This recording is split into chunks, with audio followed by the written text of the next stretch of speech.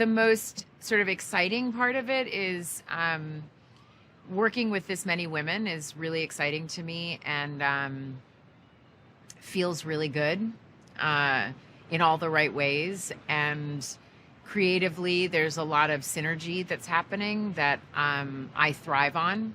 And I am being asked to stretch in directions and in ways as a human being that I don't always get to do, and that's been really fun for me.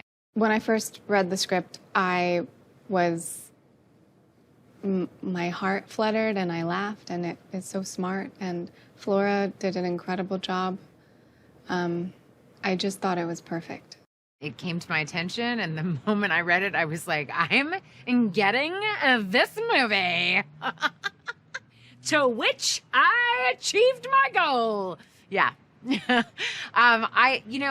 I've been working in TV for a long time, and I've had really extraordinary experiences and roles that I've been able to play for numerous years with great success. And there haven't been a lot of feature scripts that I've been interested in that I felt would allow me to stretch and fly and grow in ways that I don't already get a chance to. And this was one of them. The role is great for me because I've seen all types of managers through my career. You know, some of them have bigger personalities than the acts that they're managing. So that's the kind of manager I wanted to be. A guy who damn near thinks he's the star, you know, dresses sharp every day. He's ready for success, and he's putting a lot of pressure on her to keep the gravy train going and not try something new. So one of those managers who have way too much influence over the artists. This is my second time working with Ice Cube, and he, in both movies, hates me. And it makes me laugh so much. And I think that perhaps I'll just continue that thread throughout my career, and maybe in, 7 years from now, we'll do another movie where his character hates my character. But off camera, I really love him. He's so sweet and so loving, and he's a great actor. Eating my salads. Iceberg lettuce with a whole bunch of blue cheese on it is not a salad. Look, when you say it's a salad, it's a goddamn salad. It's not a salad. TRACEE is really incredible. She is super talented and super smart and super kind. And she has been prepping so much for this film and has really transformed into like a full-blown icon.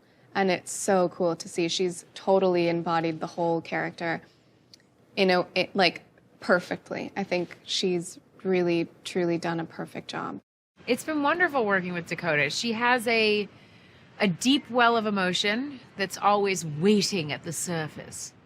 I've already done a greatest hits album and a live album, and now a greatest hits live album? What?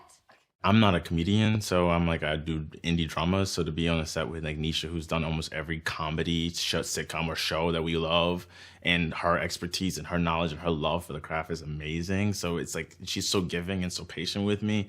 To be with TRACEE, who is a comedic genius actually, and see how compassionate and patient she is with me as well. It's just to watch all of that happen and to see them kind of take Dakota, who is just a chameleon, and just to kind of work with TRACEE and Nisha, and effortlessly we all just kind of come in and we just flow. And it's just nice to watch, and it's an experience I've never had before, and I'm just grateful that I got to be a part of it.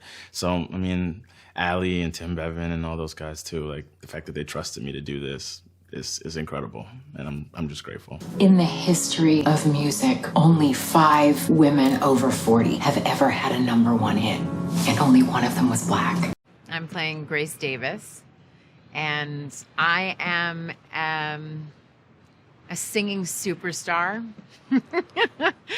who is at a pivotal place in her career and life as she struggles to bring out the part of her that the world has never seen, that she's scared to share.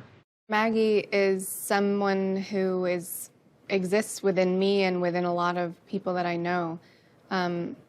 She's really intelligent and talented and super ambitious and full of like dreams and kindness and life. And I really wanted to see a movie with that woman at the center of it.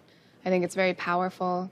I think it's a really great, it's a great role model for young women. And I think that she's funny and self-deprecating and always working harder, always trying to become better, whether it's a better person or a better musician or a better assistant. I was immediately interested, and I was like, this would be fun, but like, no one's gonna cast me because I'm not a singer. So, yeah, I auditioned and I really wanted it, and then I didn't hear anything, and it was a long process, and eventually I got the part. And I was sitting at dinner doing press, and I was so excited, I almost wanted to cry.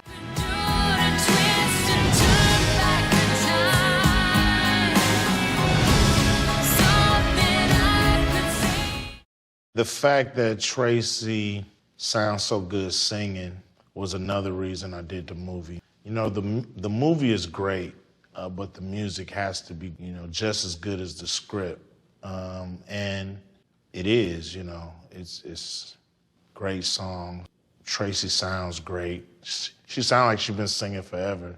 And so the music, you know, being produced well, to me, was a big deal. I really loved Chemistry. It's the song I play for Maggie in the car, in my house when she comes to my party, and then she eventually remixes it in the car, and the remix is so good, and the song itself is so good.